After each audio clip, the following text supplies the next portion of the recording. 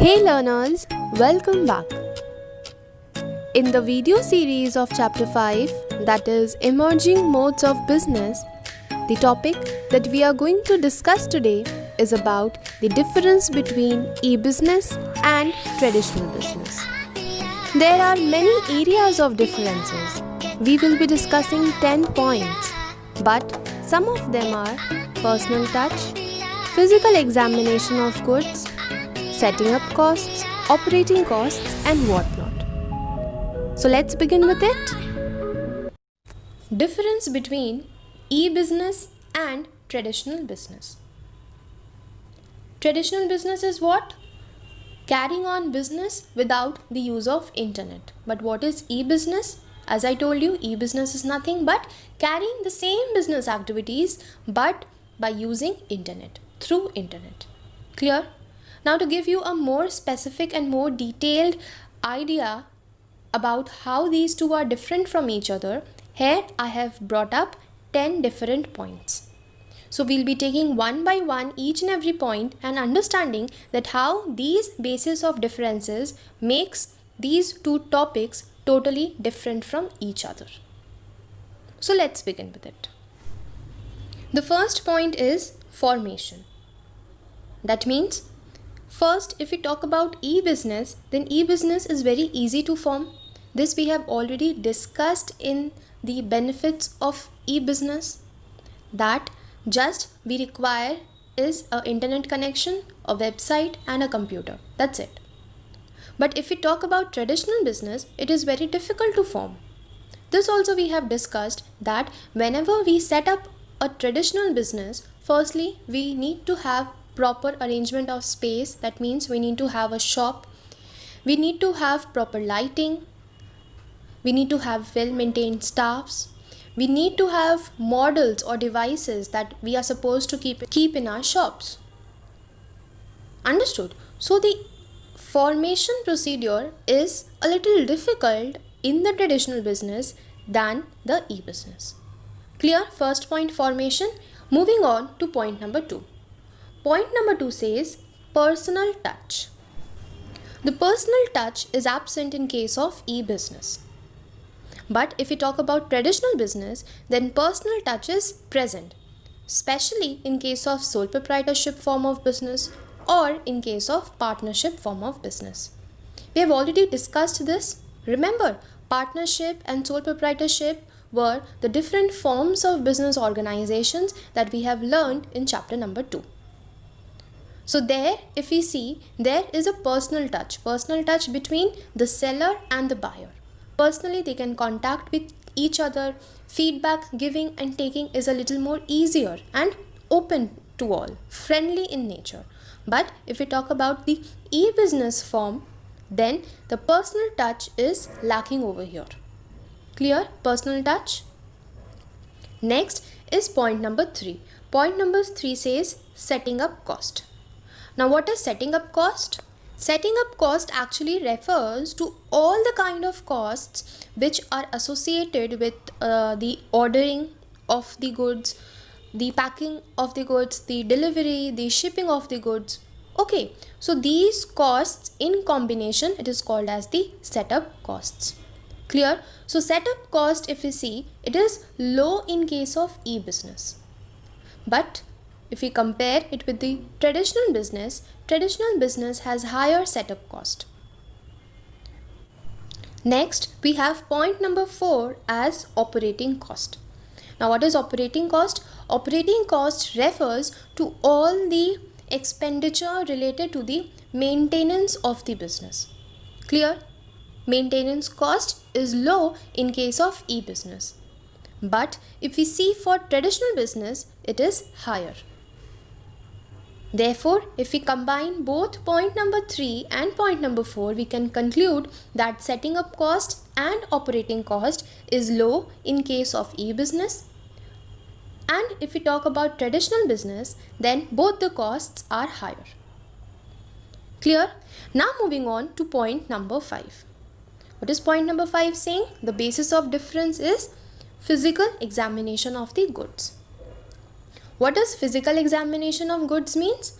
Physical examination of good means that whenever a buyer is wanting to purchase a particular thing, a particular product, then before the purchase, can that buyer physically see, physically examine, physically judge the product? In reality, it can touch it, it can see it before purchase. Suppose you go to a mall to buy a dress for yourself. Now, as you are going to the mall, there you can physically touch the fabric, you can physically see the product, you can physically examine the product, that whether the product or whether the dress I am purchasing, it is soft or not, whether it is not defective in nature. Okay, so those kind of examination can be done when? Those kind of examination can only be done if I am into traditional business. But for example, same dress you are purchasing by sitting at home. That means you are putting an online order. Then can you physically examine the goods? Can you touch the goods? Can you feel the fabric? No. That time physical examination is actually absent. We can know the nature of the fabric, it is written in the description. We can know the size, it is written in the description. But physically examining it means touching it, feeling it by own hands. Okay, that thing is missing in case of e-business. So it is written not possible. But for traditional business, physical examination of goods is actually possible. Clear? Point number 5.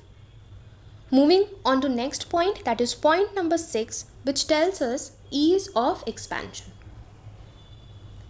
Ease of expansion means every seller, they operate, or every business, it operate with the motive of expanding itself, growing the business, right?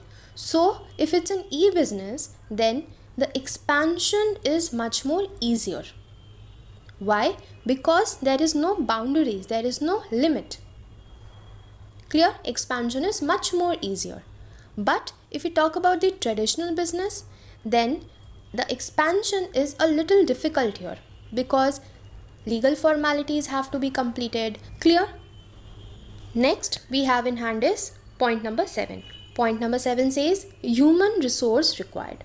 Human resource required means what kind of staff, what kind of employees do I require for my business? Clear? Human resource required.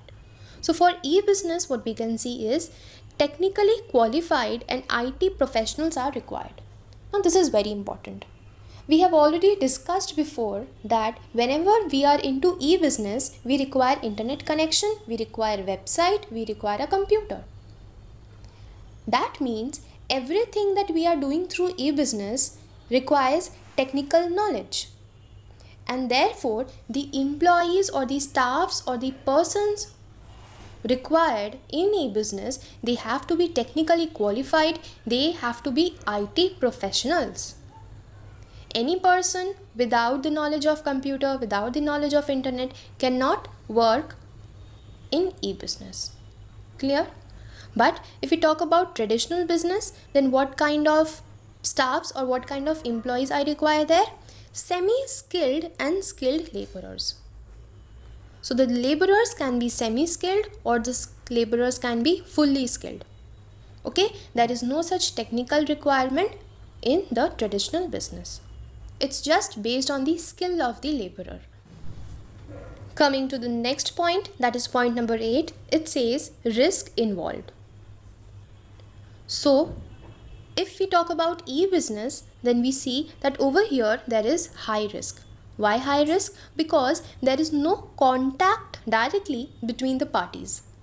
And therefore, do you connect with this point? No personal touch.